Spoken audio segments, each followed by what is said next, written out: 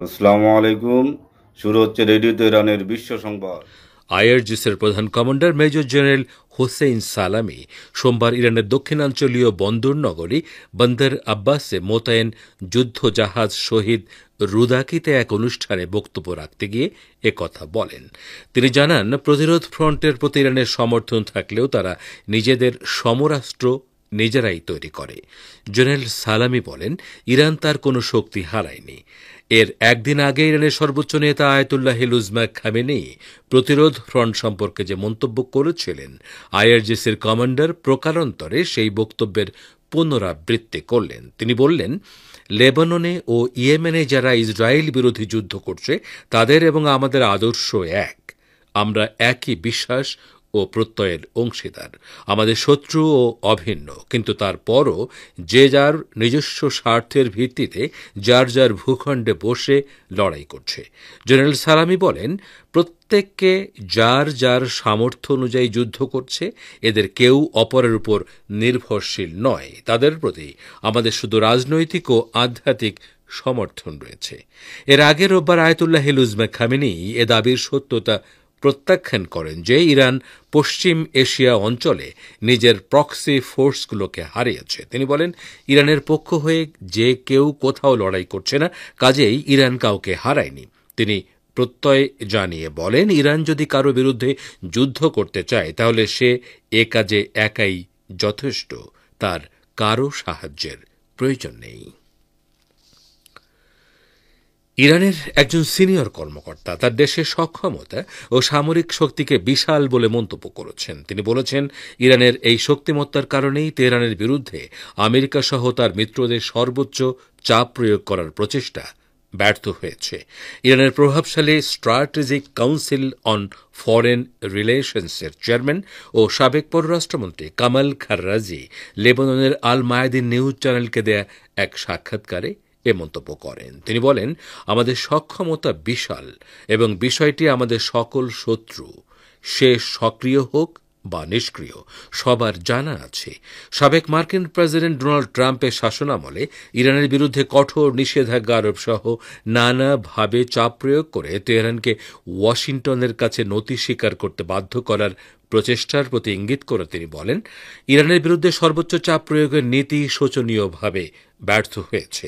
আমেরিকার সঙ্গে সামঞ্জস্য রেখে ইহুদিবাদী ইসরায়েলের ইরান বিদ্বেষী তৎপরতার কথা উল্লেখ করে খাররাজি বলেন, ইরানের পরমাণু কর্মসূচি পণ্ড করার এবং এদেশের ইসলামী শাসন ব্যবস্থা উৎখাত করার জন্য তেল আবিব ব্যাপকভাবে চেষ্টা করেও ব্যর্থ হয়েছে।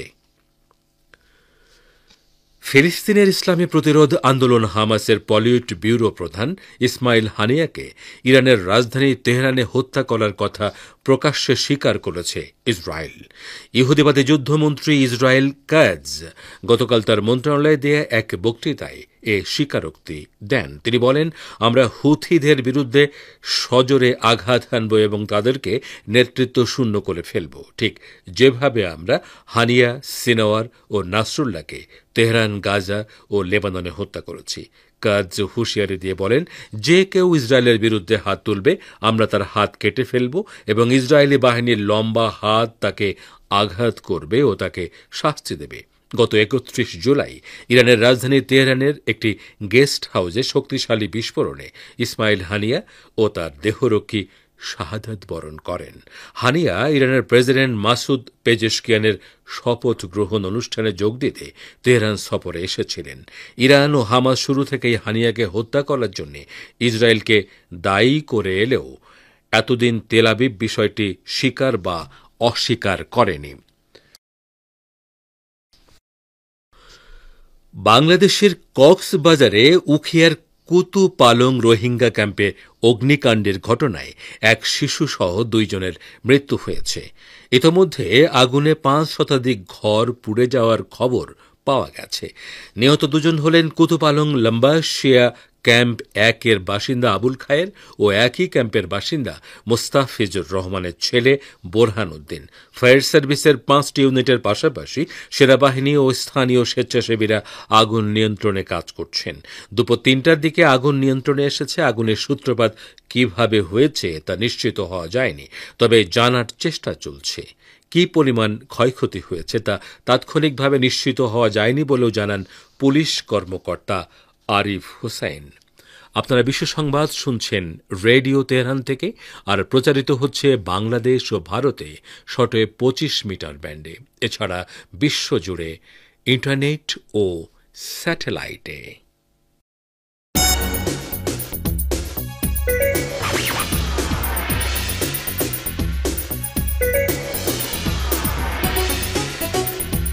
রেডিও তেহরান, খবরের সঙ্গে 24 ঘন্টা। ভিজিট করুন আমাদের ওয়েবসাইট parstoday.ir/dn।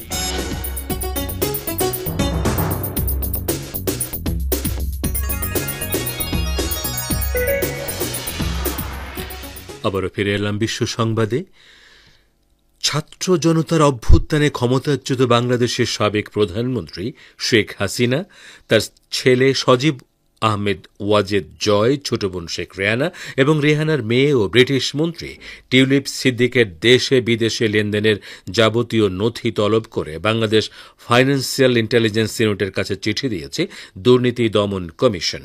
আজ দুদকের প্রধান কার্যালয়ে পাঠানো চিঠিতে সংস্থাটির অনুসন্ধান টিম সন্দেহভাজন ব্যক্তিদের নামে পরিচালিত অফশোর ব্যাংকের হিসাব বিবরণী সহ সব অ্যাকাউন্টের বিস্তারিত তথ্য চেয়েছে।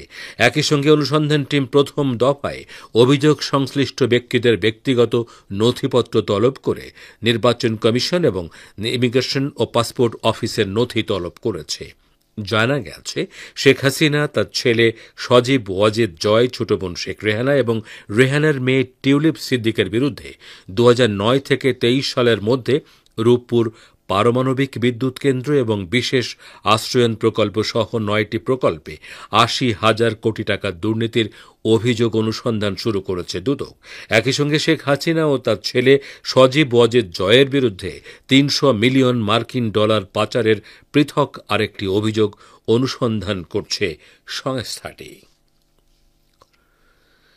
যৌন নির্যাতনের শিকার, অ্যাসিড হামলায় আক্রান্ত ও ধর্ষিতাদের বিনামূল্যে চিকিৎসা দিতে ভারতের সকল সরকারি এবং বেসরকারি হাসপাতালকে নির্দেশ দিয়েছে দিল্লি হাইকোর্ট। 16 বছরের এক কিশোরীর ধর্ষণের মামলা শুনানি শেষে বিচারপতি প্রতিভা এম সিং এবং অরমিত শর্মার বেঞ্চ এই নির্দেশ দিয়েছে। আদালত বলেছে, সব সরকারি বেসরকারি হাসপাতাল, নার্সিংহোম, ক্লিনিককে যৌন হেনস্থার শিকার, ধর্ষিতা, অ্যাসিড আক্রান্ত অভিযোগকারিণীকে বিনামূল্যে চিকিৎসা পরিষেবা দিতে হবে। দিল্লি হাইকোর্টের আদেশে বলা হয়েছে, সব হাসপাতালকে বাইরে বোর্ড টাঙিয়ে রাখতে হবে এবং এই চিকিৎসা পরিষেবা সংক্রান্ত ইস্যুতে প্রত্যেককে ওয়াকিবহাল করতে হবে।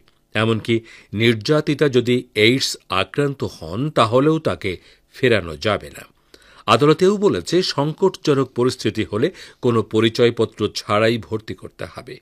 পাশাপাশি কোনো নির্যাতিতার যদি শারীরিক মানসিক চিকিৎসার প্রয়োজন হয়, কাউন্সেলিংয়ের দরকার পড়ে, তারও পরিষেবা দিতে হবে হাসপাতালগুলোকে।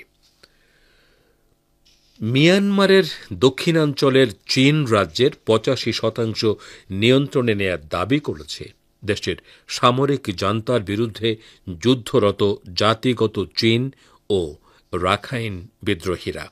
ওই অঞ্চলের বিদ্রোহী গোষ্ঠী চীন ব্রাদারহুড গতকাল দাবি করেছে, মিন্দাত ও কানপেটলেট শহর দুটির নিয়ন্ত্রণ নেয় চীন রাজ্যের 85%ই জান্তার হাতছাড়া হয়ে গেছে। চীন ব্রাদারহুডের মুখপাত্র ইয়াও মাং ইরাবতীকে জানান, তারা মিয়ানমারের দক্ষিণাঞ্চল জান্তার কাছ থেকে মুক্ত করেছেন। এখন বিদ্রোহীরা উত্তরাঞ্চলের ফালাম শহরের জান্তার সর্বশেষ অবস্থান লক্ষ্য করে হামলা চালাচ্ছেন। আপনারা বিশ্ব সংবাদ শুনছেন রেডিও তেহরান থেকে। ইরানের পররাষ্ট্র মন্ত্রণালয়ের মুখপাত্র ইসমাইল বাকাই বলেছেন, চলতি মাসের গোড়ার দিকে বাশার আল আসাদ সরকারের পতনের পর ইরান সিরিয়ায় নয়া ক্ষমতাসীনদের সঙ্গে সরাসরি যোগাযোগ প্রতিষ্ঠা করেনি। তিনি গতকাল তার সাপ্তাহিক সংবাদ ব্রিফিংয়ে আরও বলেছেন, আসাদ সরকারের পতনের বহু আগে থেকে সিরিয়ার বিরোধী দলগুলোর সঙ্গে তেহরানের যোগাযোগ ছিল। সে সময় তেহরান ওইসব দলকে একথা বোঝাতে পেরেছিল যে উগ্র জঙ্গি গোষ্ঠী আইএসকে দমন করার লক্ষ্যে সেদেশে সামরিক উপদেষ্টা পাঠিয়েছে তেহরান। সিরিয়ার ক্ষমতাসীন সশস্ত্র গোষ্ঠী হায়াত তাহরির আশ-শাম বা HTS তুরস্কের মাধ্যমে ইরানকে বার্তা দিয়েছে কিনা এমন প্রশ্নের উত্তরে ইরানের এই মুখপাত্র বলেন, তুরস্কের সঙ্গে ইরানের বিভিন্ন বিষয়ে কথা হয় এবং এসব আলোচনার অন্যতম বিষয়বস্তু সিরিয়া। বাকাই বলেন, সিরিয়ার সার্বভৌমত্ব ও ভৌগোলিক অখণ্ডতা বজায় থাকুক এবং দেশটির জনগণ বিদেশি হস্তক্ষেপ ছাড়া নিজেরাই নিজেদের ভাগ্য নির্ধারণ করুক, ইরান তাই চায়। তবে সিরিয়ায় মার্কিন সামরিক উপস্থিতি দেশটির সার্বভৌমত্ব ও ভৌগোলিক অখণ্ডতাকে বিপদাপন্ন করতে পারে বলেও তিনি মন্তব্য করেন। গাজা উপত্যকায় ইহুদিবাদী বাহিনীর ভয়াবহ গণহত্যা ও অপরাধযজ্ঞের প্রতিবাদে ইসরায়েলের একাধিক সামরিক অবস্থান লক্ষ্য করে বিস্ফোরক ভর্তি ড্রোন দিয়ে হামলা চালিয়েছে ইয়েমেনের হুতি আনসারুল্লাহ আন্দোলন।